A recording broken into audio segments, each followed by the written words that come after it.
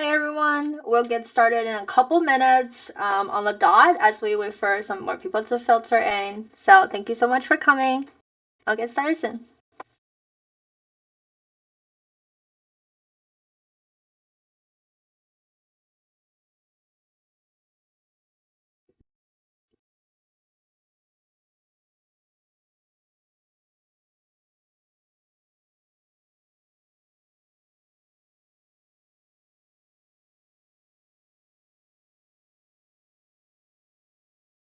There's a very real chance that you are going to hear the obnoxious sounds of a garbage truck that is right outside my window.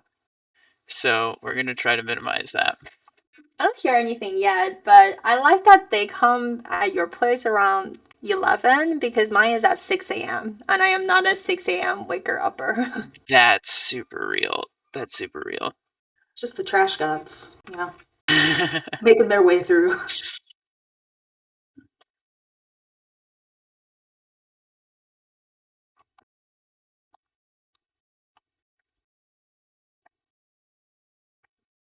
Oh no, I see a chat going on the side. How do I? Never mind. I found the button. Yeah, so we'll go through the questions that are submitted on the Google Sheets first, and then we will go through chat for some additional questions. As a reminder, all the devs here today are focused on game design, so they're not going to be able to speak on any topics like cosmetics or esports. But if you have any questions on that, feel free to also paste it in the chat, and I can always take it to the team to answer.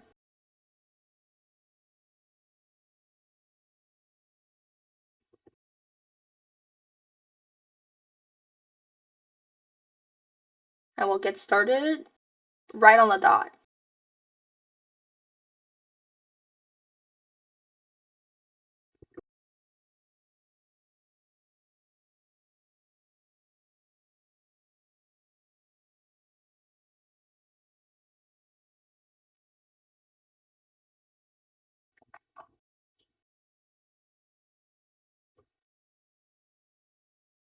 Oh, Matt, it seems like your camera's Just Discord things. Might be Discord things, yeah. Yeah, I feel like it's been exploding lately. Or maybe it's on my end. I have a button to try again, which feels weird.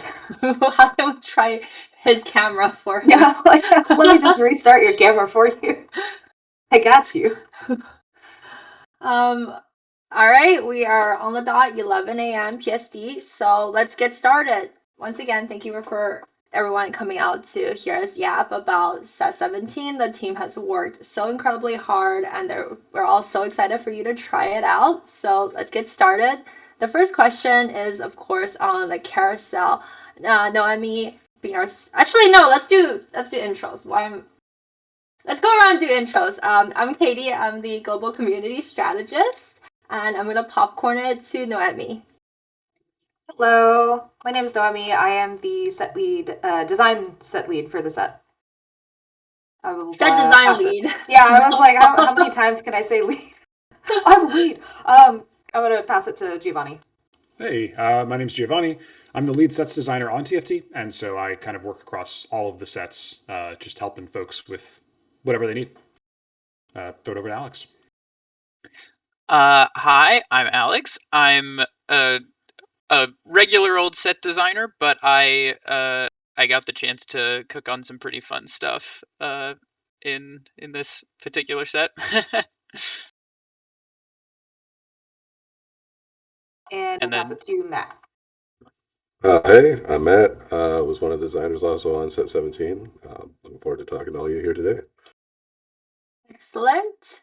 I think we can dive right into it. And the first question is, of course, something that is top of mind for our players is, can we go into details on why we removed carousel? Noemi. Yeah, so we didn't actually start with like removing carousel. We started more with this idea of what if we had this like big space where players could come together and make all these choices. We originally started with like, oh yeah, it'll be like I called it like the bazaar of like, you go and you're like, there's a bunch of little shops and stuff and you can kind of shop around for what you want and see other people shopping. And then the question came like, okay, well, this is really cool, but like, where do we actually put this? Like, we have so many things in the game already. We need a big space for this. And so the obvious answer was, well, the carousel. The carousel is a giant circle. We've got a lot of space to play with. It's already a moment where we know players go to make choices and, see each other's little legends running around and stuff like that. So it just felt like the natural choice.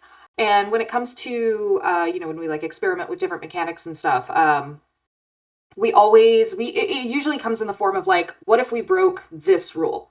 What if we added this thing that you couldn't previously do? And so it's less about removing the carousel and more, hey, the carousel's been here for a really long time. We want to use the space for something else. What problems come from that, and what things do we want to keep from old carousel, and what things do we actually not care about anymore and are okay seeing what it looks like if we don't have them. Yeah. Perfect. And then I also wanted to like bring up encounters because that's like a topic that's everyone's been wondering about. And I do see questions in the chat about it as well. We are bringing encounters back for next patch 17.2. Can any of us elaborate a little bit on the decision of having encounters coming in with patch 2? Giovanni, I think that's probably a you question here. Sure. Yeah. So when it comes to more transformative mechanic that replaces something that's very familiar like carousel, we wanted to make sure that two things were true. One, players weren't overwhelmed with a new system, and also we wanted to keep an eye on inflation. As we add more resources into the game, TFT becomes, you get more gold, you get more XP, you get more sources of almost everything. And encounters are a source that add a lot of resources to the game.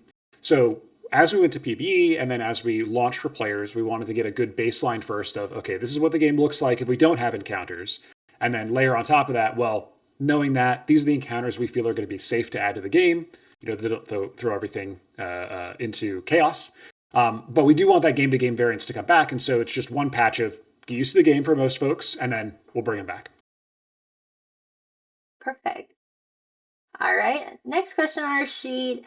Out of everybody, who are your favorite champions? This can be because of gameplay, looks, or their lore. I'm going to popcorn it to Matt first. Well, I wanted to ask, is this in set 17 or is this in general just champions? Whatever you feel like. They didn't specify for 17, so I'm going to take it literally. Okay. Oh, interesting. Okay.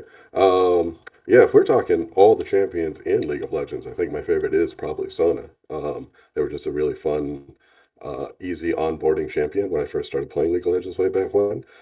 In the context of 17, though, I think the answer to that question is Zed. Zed is one of those champions that feels very rule breaky. It's something we don't get to see as much in modern day TFT. It's a little dangerous, and it's a lot of fun when you get the augment and you have to ask yourself, oh, what dangerous things, what cool ways can I break this champion? And that's a fun little thing to wrap your head around. Alex? Yeah. So I think my two favorite champions just within Runeterra are Jhin and Lee Sin. And as far as 17, thankfully the answer is still the same because I think Noemi has somehow managed to make a Jhin that is just as incredible as the ambitious Jhins we've done in the past. So I mean, like the hands on the side of the board and like the fixed attack speed gives them such weight. It feels so good. Oh, I have to popcorn, don't I? Well, I'm popcorning to Noemi.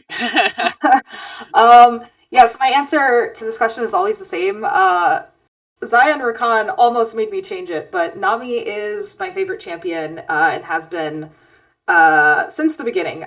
When I first really started playing League, she was the one that had just been released, and her music is amazing. And it was back when you would like load into the client, and you'd see the champion with a little bit of like MoGraph on them, and then like playing their theme music. And I remember being like legitimately just like stunned. I was like, oh my god, I have to listen to this whole thing. They put a mermaid in the game. Oh my god. And and then down to how she plays, I think like I climbed really high with her just all the time. She's so versatile. And I love playing like Murder Nami and killing people with water. They never expect it too, which is, it fills the little like murder support in me with glee. Yeah, so Nami. I'm gonna pass it to Giovanni. Yeah. Within Runeterra, Set and Akali are probably my favorite. If there's one champion that we ever get to add to Runeterra, Set's mom. For whatever reason. And then as far as within Space Gods in particular, 5-cost-wise Graves, he's just a lot to take in. Really complicated in a really cool way. Big fan of him. And then surprisingly, I'm a big fan of Pyke. He's a weirdo. There's a lot of like depth to how he moves in positions that I think players will maybe take a couple of weeks to really nail down, but pretty cool champion. Funny how everyone's favorite champion is in the set. Benefits of working on the set, I suppose. Our next question is, are we planning on adding more gods to the set? Giovanni? Yeah, so we are not planning on adding any additional gods to the set. We have an art team who really focuses on one set at a time, and they've already moved on to work on the next set. However, that doesn't mean that we can't add additional boons to gods to help kind of elevate what they're doing currently and do maybe even more weird things. We wanted a really strong baseline, like I said, going in on release to make sure players could acclimate to this like sort of new rule set. And then in a future patch, we'll be adding a handful more of different boons and stuff to sort of mix things up and add more creative offerings. The art team, when we started working on the set, was like, we had a conversation about how many gods we wanted to have and the sort of level of fidelity that we could reach. And we really wanted to make sure that these gods looked awesome, that players, really loved all of the art that went into it. And so we kind of land on the 9 that we have based off of that. Mm-hmm. And for the team, how do we come to a decision of the specific champions that we use as gods? I can take this one. Yeah, so honestly, a lot of that was art driven. So for designs needs, where our kind of job starts and ends when it comes to those things is like, oh, we want to offer these things, and we want players to kind of enter a game and see like, oh, it's Echo and Aurelion Sol. I kind of have the vibes of what I'm going to get offered from them. So we kind of broke things out into categories. So as an example, Echo was giving things from sets past, and Aurelion Sol was giving these crazy quests. Yasuo would be positioning-based things. And then we kind of gave those over to the art team, and we had to change those as we changed the design as well. So they worked with us really well to kind of figure out these more general categories. So we always knew we wanted Soraka. She was our first test god to see if we could even do this, what it would even look like. And we were like, cool, yeah, Soraka, we can totally attach like so many different things to Star Guardian Soraka. But then it was like, well, we don't want to just do like Runeterra gods, because we're not creating another Runeterra set, we're creating our space set. So we wanted to flesh it out with like these colorful characters that kind of broke expectations too. So you're not seeing like Pantheon Leona in there, you're seeing things like Inkshadow Yasuo because he's painting your hexes for you. Aurelion Sol is probably the only break to that. We had actually a lot of back and forths on Aurelion Sol because, as you can see, he's already in the set as a mecha. But we just felt like if we are making space gods, the space god has to be one of our gods. And so he was the only one that was allowed to break that framework. But for the rest of them, we really just wanted to pick things that we felt were colorful and fun and expanded the world. And there was also a narrative hook into what we're actually giving you offering-wise. Yeah, mostly art-driven. Design was just like, here's our categories. And they were like, cool, we're going to pick champions. And we were like, okay, sounds good. Mm-hmm. And then another question is on gods. How did we decide that 9 was the magical number for gods? I can take that one as well. It wasn't really 9 so much as really this actually comes down to technical limitations. So of course we would like to add as many things as we can, but we are a mobile game. And so mobile games have mobile games have technical limitations because phones can only do so much. I mean, there's some phones these days that are like you're carrying around a little PC in your pocket, right? But like, we want to make sure that the most people can play our game, and so if we go past a certain number, so we have these like what we call like memory budgets. For those of you who aren't working in tech fields or anything, memory budgets are essentially our cap for how many things we can put in the game. And the gods are really intense visually on computer systems. So 9 just ended up being kind of the cap for, we think we can make them look really good, but also we cannot go past 9 because if we added a 10th one, it would probably make somebody's phone explode. I mean, really, they just, it would crash probably, but no exploding phones.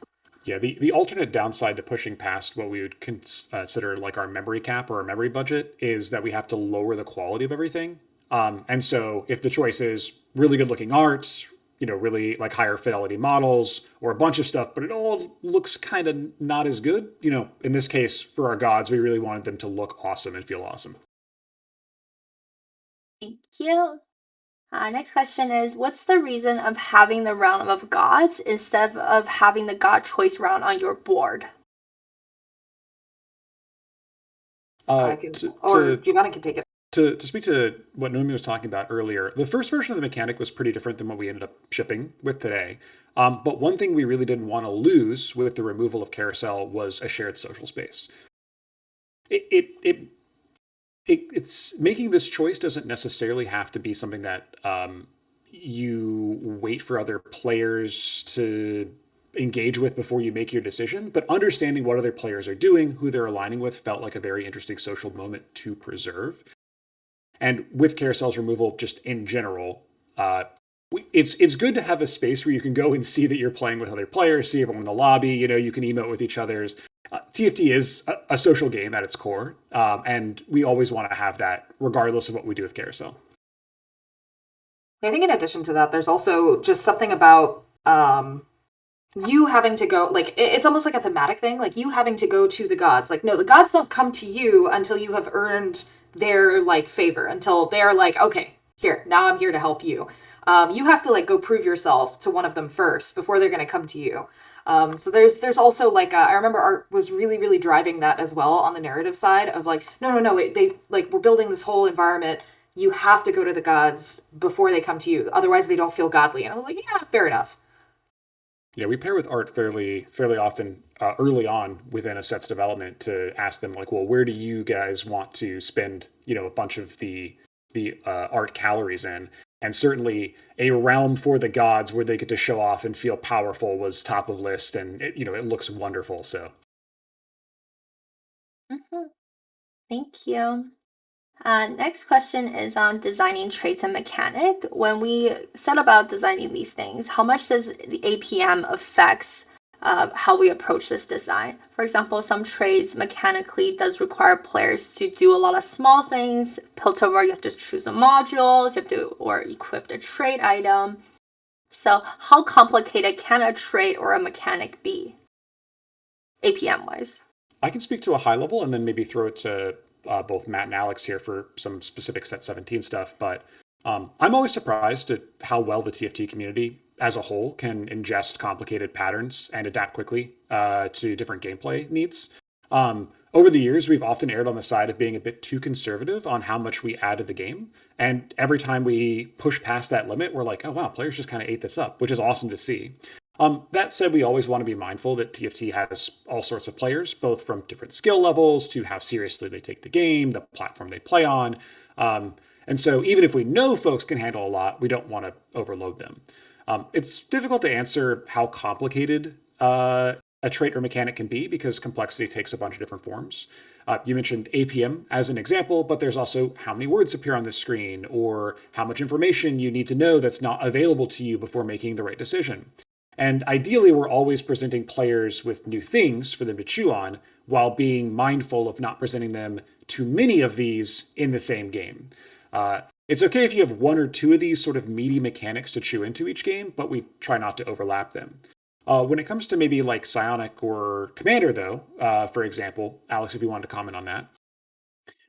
Yeah, that's Commander is maybe the perfect example because for a pretty huge chunk of development, I was actually worried about this exact problem for a lot of players that like needing to read a new item every few rounds and figure out which unit would be best to put it on and then putting it on them like that might just be so many different types of things to expect from a player on the cadence that Commander Sona's unique trait expects.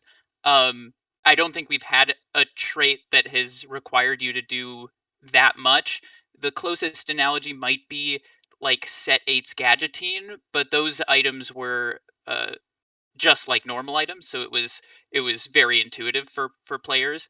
Um, but one change that I ended up making over the course of development was to make the mods last more than one round, which just prevented players from needing to make that decision every single start of planning phase.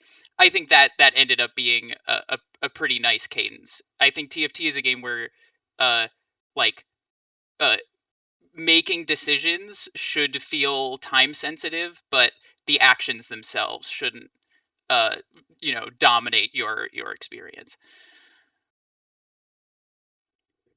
Yeah, and I can also probably speak a little bit to with complexity. A lot of the trick is often finding the right place to spend it to get the most bang for your buck. Like complexity is basically a resource that you're trying to use to buy what you might call depth and just getting the great like a good return on depth for the complexity you're spending is important. But also knowing like who the audience of your trait is and whether or not that audience is looking for a more complex experience is an important factor here. Like a great example with Space Gods, Arbiter, probably the king of complexity in this set. When you first open the armory, first, there's what Giovanni touched on, the comprehension complexity of you have to read all the words in the armory. That's step one. Step two, now you have to engage in the strategic complexity of, okay, if I take input A and output A, is that good for me? What about input A and output B? What about A and C? What about B and A? Going through 9 different combinations to figure out, okay, is this good for me? Is this like, how should I build around this? That sort of thing. And so there's a lot to have to think through there. Now, Arbiter is kind of a small trait. If you want to steer clear of that, it is a little easier to do so. But for the players that want to engage with it, it exists. Contrast that with something like Meeple. Now, you might say, well, Meeple, all of them have like this add-on to their spell. Isn't that like complex? But generally, you can still have a pretty good time with Meeple, even if you don't read what the Meeple bonuses are. They're just fun to watch. They're enjoyable. It's a nice, straightforward vertical to play. And you can have a blast just watching your meeple do cool things. Now, if every trait in the set was arbiter level complexity, clearly we'd have a problem. But on the other end of the scale, if every trait in the set was meeple, we might be leaving like the players who are looking for that more like thinky experience, giving them not serving their desires there. So making sure there's a spread of both in the set is an important part to just having the set function as a whole. Mm-hmm.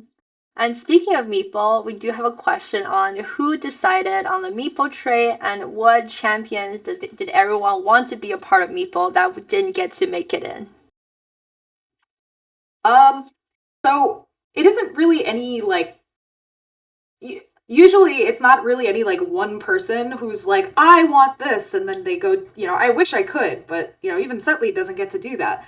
But no, so when we started the set, we knew that, well, if it's space, we haven't seen the astronaut skin line in a long time, we want to bring them in.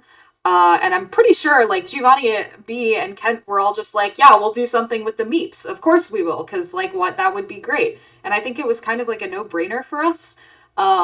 Like, we had these moments in the room where like we were trying to figure out, oh, who do we put in?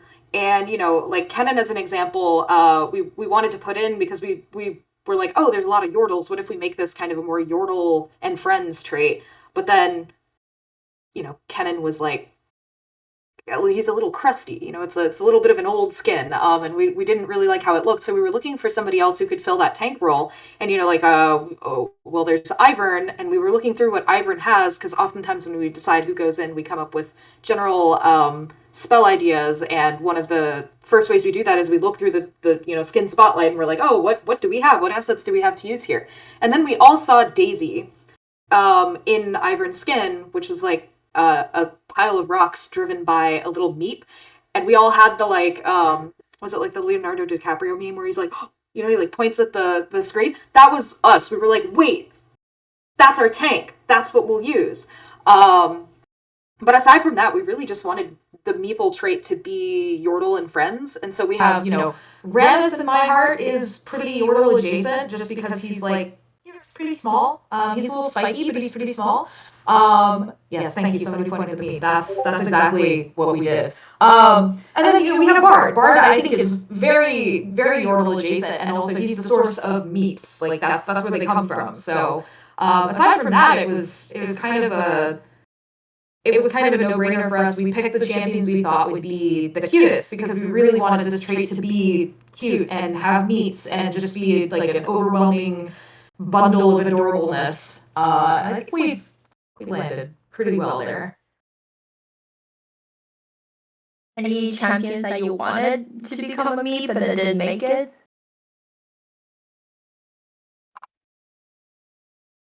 Or do we just fit everybody that was possible? I mean, there is a skin line. Yeah, Ivern and Nautilus were both in at one point, but I think pretty quickly we decided we wanted to go really whimsical and focus on sort of Yordle, smaller characters. And Ivern probably would have made the cut if we hadn't realized, Meepsy could have been an opportunity. And pairing with Arthur, like, yeah, we can make a splash for her. We can make this happen, which was awesome. So it was meant to be kind of smaller, whimsical characters and weirdos was the main call there. Mm-hmm. Yeah, we genuinely talked about Nautilus being 3 Yordles in a trench coat, and then we were like, this is just not worth we have Yordles here, we should just use them. Yeah, I have heard players say they'll come back to TFT whenever we have like a Yordle trait, like that's their prerequisite to playing the set. So I'm like, okay, we rotated back with 16, and we'll see for 17. We have a big question on set mechanics. How does the team decide whether to go for a really big swing with the set mechanic, or decide to play it a bit safer with something that's novel but not, say, particularly game warping? Yeah, at a high level, most of our set mechanics have started off as bolder bets, I'd say, that slowly become safer over time as we realize the flaws with the design. Generally, mechanics are one of the spaces that we can do the most innovation for TFT that all players get to experience every game. And so it's a really ripe ground to try to do something bold. That said, doing something bold in TFT often means challenging conventions or warping the game in a way that some players may really like, but others don't. So it's also a very dangerous space. Start big, pull back is usually our philosophy here. As mentioned by Noemi a little bit earlier, the mechanic for 17 for Space Gods was very different when we first started and ended up becoming what it was today. But that's also true of even something like Headliners in set 10, which was very strange and very different until eventually we pulled it back into something that was much more similar to Chosen. Perfect. A next question for everyone. What is your favorite TFT unit that you have personally had a hand in designing? I can start. One of the things I did on 11 was work on a lot of the 5 costs. Linda, bless her heart, trusted me with some wild stuff. So I, of course, took Xayah and Rakan. I was like, these are like I said, they almost broke my favorite champ thing. It is Nami, but they were in the set. So I was like, oh, these are my favorite champs in the set. I'm going to make them like the canonical Xayah and Rakan, and they're going to fight together. And I did not have a good understanding of our engine yet, and so that took me way longer than it would have now. And again, bless her heart, Linda trusted me with it, but I am still very happy with where it landed, because the whole oh god, I remember this is like a nightmare to figure out, but the whole you put Xayah in and then Rakan goes to the side, but then if you put the other, or you move them to the back line, they swap and they do the little dash together. it was such a fun collab with Art, and I felt like it was very like, people always say like, oh, Zion's in the set, where's Rakan? We're getting that feedback even right now for 17, and I keep telling people, I'm like, I used all of the budget in set 11. Like, it all went in there. That is the canonical Zion Rakan, and that's it. That's what we get. We can't have it again for a bit. It's too hard to make otherwise. I'll pass it to Matt. Sure. I think for me, the answer here is Ash from set 12, Magic and Mayhem. Um, that Ash had a funny history to it. It's a bit of a long story, but the abridged version is that the design of that version of Ash was built around a particular visual that ended up actually being removed from the version that we shipped. But what we had left was still fun. In fact, more fun than the one that was built around the visual, which is one of those important recurring lessons that like just because an idea may have sprung from this one particular thing, that thing isn't necessarily load bearing. It's not precious to design, and cutting it may be the right thing to do. Um, on top of that, it's a fun, simple one cost. It's easy to see right away why the unit is fun, uh, cool visuals to it, and that can be tricky to land in TFT. Like finding something that is both simple and entertaining is it's a tight space to work in. So I was really happy with how that Ash ended up. Alex? Yeah. So, I would say the champ that I'm the most proud of from my time on TFT thus far has been set 12 Morgana. She was a 5-cost that ended up being, I think, one of the champs that was a thematic hallmark of the set. She would summon these bats that would populate kind of the side of the board, and they would swoop in. And if they killed enemies, there was a chance that the enemy would get abducted, and you would get a 1-star copy. Um, Bard sort of improves on this idea with some vastly overhauled visuals. The like Meeple UFO is so funny, and like the way that Bard deals damage is kind of fascinating. It's all like consolidated into one spot, so it's pretty satisfying as well. Yeah. For me, in recent TFT history, it might be set 16's Lore and Legends Rise. Just from a fits into so many different comps, has a huge puzzle surrounding him that I think players are still kind of chewing on to this day. You see posts where folks are like, "Did you know that if you prismatic Shurima and Rise is in it, he also gets this? Did you know you can equip Bilgewater items to him?" There are just so many combinations involved with him that I think it's just a lot. And that's really enjoyable to me to present players with something that might take them months to kind of chew on. I think, though, my favorite of all time, which is probably too long of a story to tell right now, is Fate's set for Ahri, because I think it unlocked a lot of how we do champion design these days. Before then, we were very restrictive on how transformative we could be with champions outside of 5 costs, and she was one of the first ones that really pushed the bounds on a popular champion to do something very transformative, and that set the stage for a lot of TFT's future champion design. So special place in my heart for that one. I do want to say, whenever we have this like running joke, when there's like a champion that has like 12 different forms or something, or like you open the champions like file list and there's like 30 plus files, there's always a like, Giovanni made this champion, didn't he? And we actually have one of those in 17, and Giovanni 100% made him, and it's Graves. Giovanni's very good at making these champions, and also a big fan of making just insanely complicated champions. I say this with love, by the way. They're very good champions, but also, my God, anytime I have to script review any of them, I'm like, damn it, Giovanni, please.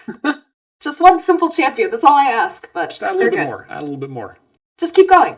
Why not? What if he also did this? Yeah. Oh, the good old days when you could GA your Ahri, frontline her, and just let her do Ahri things. The good old times. Next question is, are we concerned about econ inflation in this set, especially with the gods mechanic? A little, but we do think it's okay that some sets feel a little high inflation and some sets don't. We talked a little bit earlier about encounters and the fact that we had pulled them originally for concerns about econ inflation, but are now adding them back in because we're not as worried. It's good to have that textural difference set to set, and there are certainly bounds we'd like to stay within. It's usually better to be slightly over than it is to be under, though, because if you have a little too many resources, we're asking you to do more, but at least you get to engage with leveling up and re-rolling and buying and pivoting your army. If we ever come in under, you kind of just don't get to play the game. So we'd rather be a little over than a little under, and it's good to have those textural differences. Mm-hmm. Makes sense. Let's see. How do we decide, how do we balance, especially when it comes to a new set or the mechanic, how do we balance making it feel fresh for veterans without creating a knowledge barrier that loses casual players? And how do we know in a development that we have gotten that balance right? Matt, you've worked on a bunch of set mechanics if you want to take this one.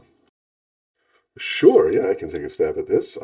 So when I think back to, say, Magic and Mayhem, Charms, um, that I think was a good example of this is like an entirely new thing to interact with. It's a new way to spend your gold. It's a new like way to evaluate what is the gold worth, what am I getting for it, um, which by its nature should have like the strategic thinking around that would give like enfranchised players a new puzzle to kind of think through, to figure out, to evaluate, like this entirely new type of thing in the game. At the same time, um, it, as a novel new thing to engage with, we believe that would also be fun for um, just all players across the game. But we had to make sure that like it was something that players could still like wrap their heads around. Again, going back to like sort of the complexity thing. Um, as such, with Charms, it being in the shop meant it wasn't like some new UI you had to interact with. It was like part of something you've already seen. You already understand how to spend gold. Here's something else to spend gold on. It's in the shop. It's in the same place. Uh, the text on the charms they put right there on the shop card so you could read it. That did leave us with not a lot of uh, text length to work with the effects, but we viewed that as basically a good thing because if we ever made an effect that wouldn't fit on the card, it was also probably just too complicated for a charm. And that's both in terms of, again, you have to read the charm to understand it, but then also think through, do I want to do that? Like, to first the comprehension, then the strategic thinking. And if the charms are too long, you just didn't have time to do all that. Like, you have to move fast sometimes in TFT. Um, so by making sure we were careful with the complexity there and tying into known systems but in new ways, that allowed players again across the scope of the game, both engaged and like fresh, like less experienced players, to engage, like understand the mechanic, wrap their head around it pretty quick, and yeah, and enjoy it. While again giving experienced players this whole new thing to engage with. Um, yeah, so that basically trying to make sure it is approachable, understandable, but letting you think of the game in new ways, especially if it's easy for any player to see why they would have fun engaging a mechanic, that is great. And then if underneath that there are strategic layers that are visible to the enfranchised players for them to chew on, but won't necessarily trip up someone who's newer to the game. Like they don't necessarily have to engage with that complexity is more invisible to them. That is the golden spot.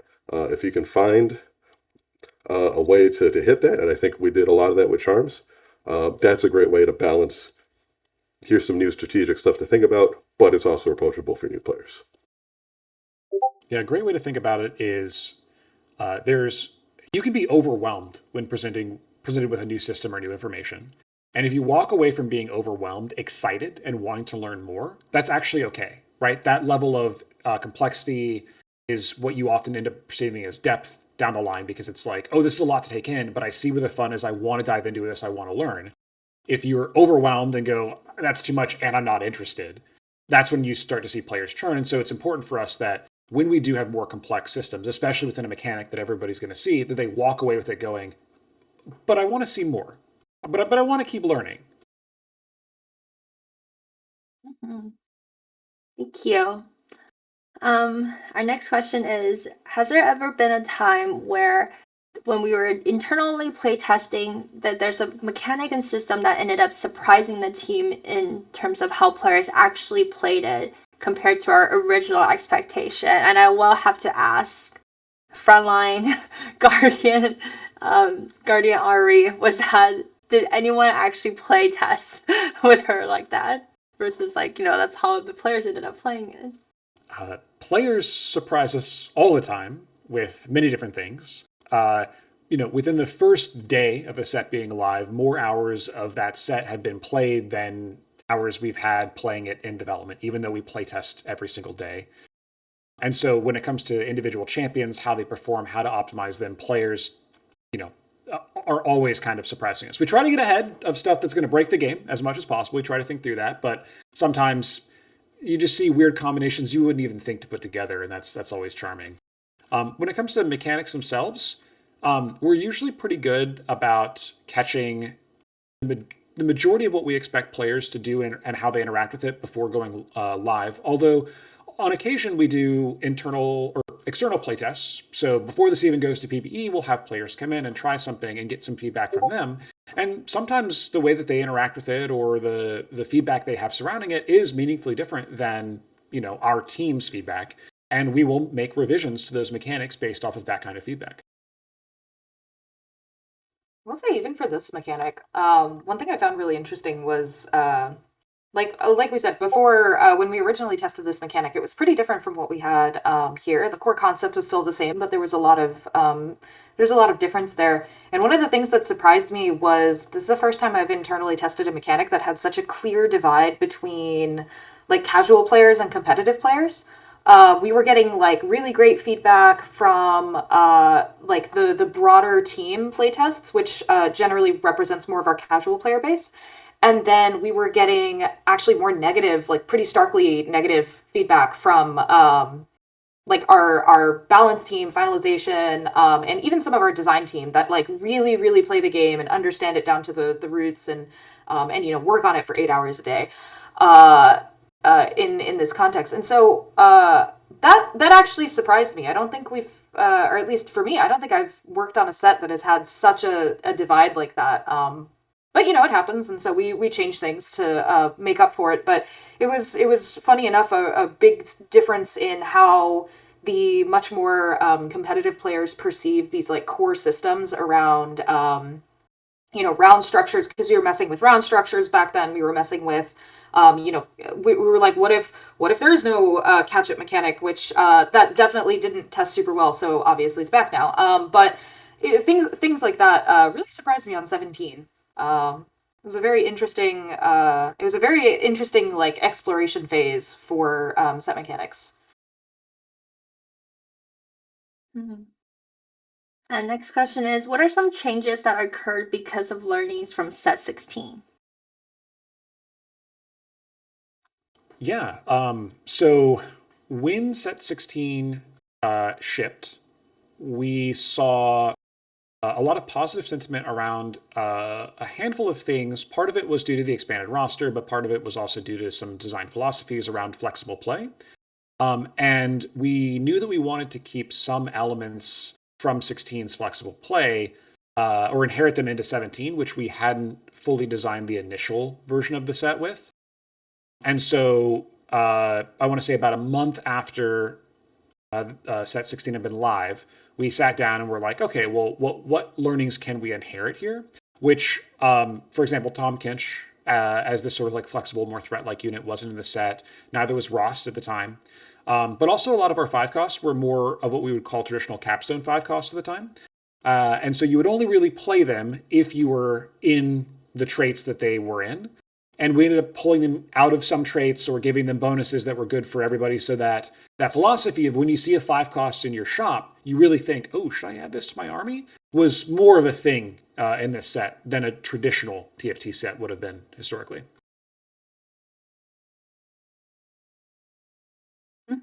Makes sense. All right. We have reached to the end of our spreadsheet, so I am now accepting questions from chat. I'm going to try to scroll up, but low-key, the chat got really off topic. So everyone quickly write down your question and we'll go through it. And once again, I want to remind everyone we're only here to ask questions on game design and set 17. We're not able to take questions on things like cosmetics or esports just because none of the devs here work on those things. So let's go. We have a question on the design of anima. The weapons are super sick, but how do they feel about the viability of anima as a trait due to these heavy loose streaks? Traits like Timebreaker, Primordium, which makes it inherently hard to lose streak and get large anima cash outs. If only Phil was here. He is the designer who worked on anima, but he is currently on some well-deserved PTO right now. I will say that high-risk traits in TFT are something that we know there is a very hungry portion of our player base who just loves them. Ever since it was introduced in Fates Set 4, we have seen some version of a high-risk trait make its way into the set because it is just so core to TFT at this point in time. It is certainly tricky, though, to bring back a high-risk trait set over set with changes while still trying to make them the appropriate balance level. As soon as you deviate from a known good pattern, it introduces like opportunities for players to fail in ways you don't expect or succeed in ways you don't expect. So the core of Anima Squad is certainly familiar in terms of like loss streak, and with the changes to surrender being added with this set, it is less likely that someone griefs you accidentally or purposefully, I suppose, which is wonderful to see. But the outputs are the space we spent more time sort of making the new cash outs, the new way to sort of experience it once you're done, while the loss streak side is a bit more known. So hopefully the balance is something that we can get to a good spot pretty quickly here, as opposed to something like Ishtal, which did something completely different that we needed to go, okay, well, let's see how this goes and really address it like, over a couple patches. Thank you. And the next question is on UX challenges when it comes to Yasuo hexes. I don't actually think the team here can speak on UX design specifically or the tech of it. No, I don't think we don't have a UX designer here, unfortunately. Yeah. So Sorry that might about be, that. yeah. We'll go to the next one. Well, another trait being the new set that is a standalone trait like Targon or Threats. And I think we do have a few if someone wants to list them out for us.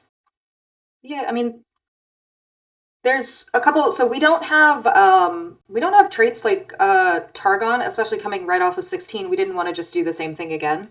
But so we don't have a trait like Targon where it's like, oh, all these units are individually stronger than the average unit, but they don't have any origin. But we do have, per Giovanni's point on one of the other questions, we do have traits like Oracle, which is a Tahm Kench unique that provides unique.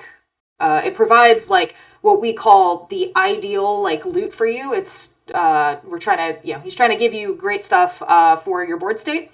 We also have things like Rost, who is a bit more of a play around, but like he has his own unique trait that is kind of akin to like Built Diff, the augment, but on a champion now. So we have like threats. Like I say, quote unquote threats, because they're not, we use threats in a bit more of a broad sense and they can mean different things. So we have threats in that they're not attached to origins necessarily, but they're units you might want to play around. But we don't have something like Targon in 17, and we don't plan to add anything like that. Next question is, do we think about supporting super degen playstyle to ensure that they're viable but not optimal, like forcing Anima or forcing Ixtal? I mean, in general, I think we try to support, like, if you are the player that just wants to play X thing, that should still be allowed. One of the things we like even if you're contested and you have multiple, like one of the things we always talk about when people are like playtesting stuff, somebody will be like, hey, what the heck, Darkstar was my playtest point, like I'm playing Darkstar, and we're always like, the set should be able to support multiple people playing the same trait. But similarly, like, if you want to force something, it's going to be harder, but like, and we're not going to like overtly support it and be like, yes, you can play Anima, whatever you want. It's stage 5. Yes, start playing Anima. Like, we're not going to do that. But you should still feel like you can play the thing you want to play if that is like the only thing you ever want to play, and you don't want to play flexibly. You're like, me meeple, no pivot, only meeple every game. That should still be viable. We would like to support as many play styles as we can within TFT throughout all of our sets.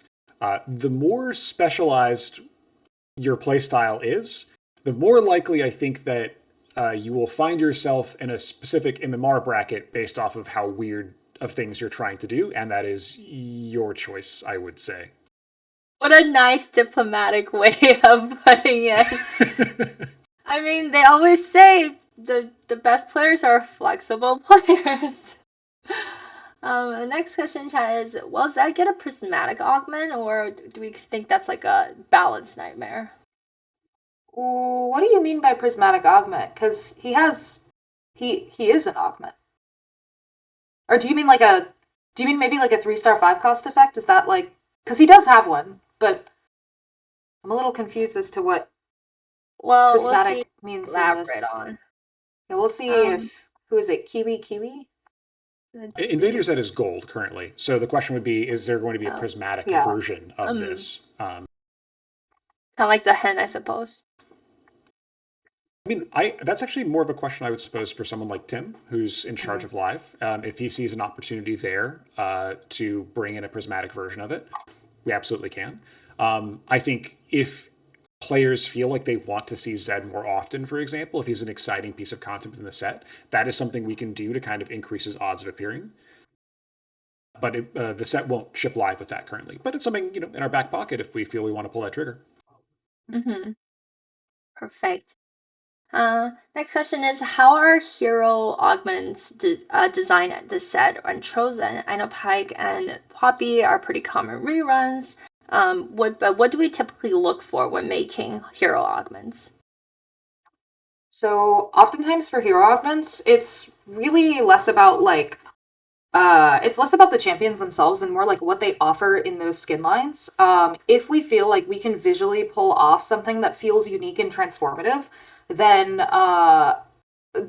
great, we're interested. That's a great opportunity to make a hero augment. The other reasons we pick champions are if we feel like they are a little bit they like serve a core function in the set, but what they do is not always that interesting, and they don't really have opportunities to be the star of the show. The previous point still stands. If they still need to be able to like visually do something that feels transformative that we can make a different spell around. But those are other opportunities that we look for. So those are usually like where you'll see tanks becoming like carries in hero augments. But sometimes champions just don't have cool animations, and we don't ever want to make a hero augment for just the sake of having one, because those usually end up being ones that aren't really all that fun or don't feel that transformative. And we want to make sure that when we're making them, there's a lot of value to them and they feel cool to play. Yeah, there's a couple of boxes that we want to check whenever we add a hero augment, and this includes we want to be able to do something transformative, but also that whatever we do with them will still function as a composition within TFT. A good example of this in Space Gods that we had thought about doing but decided not to do was Rek'Sai. This is someone who we could take from a tank and transform into a carry. Maybe they have like the set 16 ability that allows them to dive. But when you think about how their composition would work, how you build a team around them, Primordian is 2 DPS already. So you're taking their only tank and making a third DPS. Who do you itemize and why? Well, it's Rek'Sai, but now you have 2 melee DPS that need the same items that you just don't itemize. They're just kind of fodder. So certainly it's a mixture of a bunch of different things. The best hero augments usually, though, are for champions who will naturally fall off over the course of the game, which is usually low-cost tanks. But a good example in this set as well is Pike, who, because of how he is designed, has a really strong early game presence that, as more enemies are added to the front line, kind of starts to fall off. So even though he's a DPS, saying actually there's an alternate fantasy here that's very exciting to watch and will allow him to function later in the game, he was a good candidate despite being a more damage-centric champion. Thank you. There's a question about things that we were excited to be included, but later had to tone down and cut out. We typically don't answer questions like that, just in case these are fun things we want to bring back at a later time or a different set. So these are information. For what it's worth, I have the one from PAX that we answered. Yes, that one, because I mean it's out there. We can share that one. Yeah. So one of the and this is more like a running joke because I liked this champion a lot. But one of the things that we actually cut in favor of this flexibility thing is there was a Darkstar Malphite. And the reason I was very sad that we cut him was because he, if y'all know, in his recall in that skin, he like kind of like rises up off the ground and like pulls in debris into his like black hole in his chest. And we were like, it was another similar moment where we were all like, wait, we can do something with that, you know? And so we had him like, he was like a big bruiser tank and he like charged up and pulled in all this debris from nearby, healed up, and then so he would gain max health and then he would slam down in a cone and deal % max health damage. And we were like, oh my god, this is so sick, this is the coolest Malphite we've ever made. And then unfortunately for the flexibility pass that we did, because we were trying to take learnings from set 16, you know, kind of late into the process, we were like, Malphite being in the spot that he is trait web wise and also providing what he does, he's like too locked in to the trait web where he is. And so alternatively, we are going to pull him out, change Darkstar a bit, and then put in somebody who's a bit more flexible. And so that's where we added in things like, you know, Tahm Kench, Rost. But yeah, so rest in peace, Malphite. This is the best Malphite tank to ever exist, and I will miss him forever. And the next time we put Darkstar in a set, I will 100% try to put him back in. So if you don't see him, just you know I tried. Happens. Next question is on thought process around like unique trait boards. I think we talked about that already, but there is an additional part on it. Is it difficult to balance traitless units? Which Tim is also not here, who is our balance lead. But if Giovanni or any of you have any thoughts on it from a broader sense? Only real downside we have to traitless units is that nowadays we often provide them with a unique to explain the thing that they're providing to your team. And having too many uniques kind of clogs up the left side of your UI with a bunch of these like orange colored one-offs. That's like the only real downside. When it comes to balancing them, no, there's not really a problem. Targon is a great example from Lore and Legends. You just make them slightly stronger, knowing that their cap is going to be a little bit lower, but that makes them really good flexible units. Certainly, if you were trying to say you can build something vertically, but there isn't really a trait, that's where you end up with like capstone decisions like Aurelion Soul as an unlock is a good solve. But Lost Streak traits are also this to a certain degree. They get no combat power, which means you can actually make them slightly stronger to offset the lack of what would traditionally be an Origin. So it's something that we've done for a long time in TFT in different ways, and I think we've, for the most part, solved like roughly where they should be power-wise. The bigger thing that usually comes into consideration is how they network with the rest of the set. So example, if Tahm Kench is a very flexible unit who doesn't really have, you know, trait connections, does everyone just want him? Becomes a question. So it's more about balancing how many of them are there, do players have choices between them, can they go different directions? Because if not, you might run the risk of them just being, if they're good, everyone wants them. If they're not good, no one wants them. Mm-hmm. I might chime in here also to add that like in sets from the past that didn't have this emphasis on flex play, we have like found ourselves in situations where we've needed to like baseline make a unit a little stronger, even though they have traits. The specific case I'm thinking of is when a carry is in the high stakes trait of the set, something like Crystal Rose in set 15 or something like that. The units in in that trait just have to be a little better, as if they didn't have an origin, because at the end of the day, the high stakes trait isn't going to give them combat power, so they sort of deserve some power budget back on the back end to compensate. Mm-hmm. Makes sense. All right, and then I think we can do maybe one or two more questions. When designing Echo, is there thoughts of making him the literal flashback, the god of literal flashback, bringing back more things from previous sets, like how he brings back the anomaly? Yeah, I mean, his general category was, or rather, is intended to be like flashbacks to old sets, but there is always the question of power budget. There's a lot of things that, like, the whole freeze time for a bit 5-cost Echo. Like, yeah, cool, but if I see that, like, everybody's insta-clicking that, and now everybody has, like, a stun at 10 seconds, right? So there's things like that we have to consider, both power budget-wise, and also when we talk about God offerings, we always have to consider that all 8 players can now have this. Like, there was always a question of, like, what if we, like, gave out champions? What if we gave out, like, a 5-cost? What if we gave the same 5-cost, but they can only be given through gods? Things like that. It's like, okay, well, if we gave I don't know, Ari or something as, like, a cool champion you can only get from the gods. Okay, well, now 8 players have Ari. What does that mean for the game? So the answer is, like, yes, but there's a lot of other things we have to consider with what we can actually bring into this offering space. Yeah, something to consider. Power budget is very important to consider there, especially as we talk about, like, the inflation of things, or inflation of the economy within the set. I'll give an example here, which is, like, Chosen Headliner. Could that be something that is brought back by Echo? I think the answer is probably no from a pure power budget perspective, right? Like, if your options are gain access to a Chosen, which is effectively, an emblem and a power up on a unit, or one item component, there's a pretty big difference there. And can you pull back the power of Chosen enough to be roughly equal to all the other offerings that the gods are providing? If you do, it's probably just not going to feel as satisfying as what you wanted, and it's going to feel like a pale imitation of what you remember it to be. Similarly, do we want to bring back shadow items?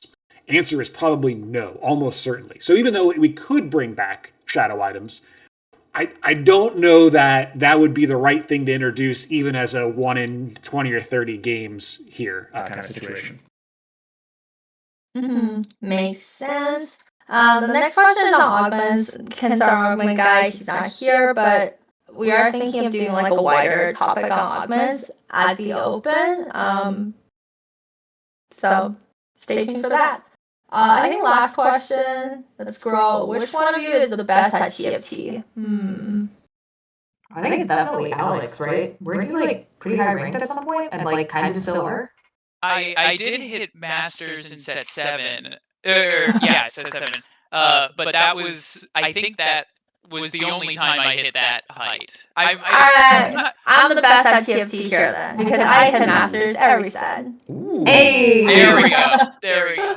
And we will end it off with that. I want to thank everyone here again for coming. We do have a recording, so if you came through halfway and you want to catch up on the earlier portion, we'll be posting that in the Discord. Shout out to Riot Flex for recording this for us. But yeah, we appreciate you coming. We appreciate you hearing us yap about Space Gods. We are going to do this for every set launch, so stick around. And the devs, are always here answering questions in chat as well. So yeah, see you around. Enjoy Space Gods. Good luck on your climbs. Goodbye. Bye. Bye. Have fun with 17.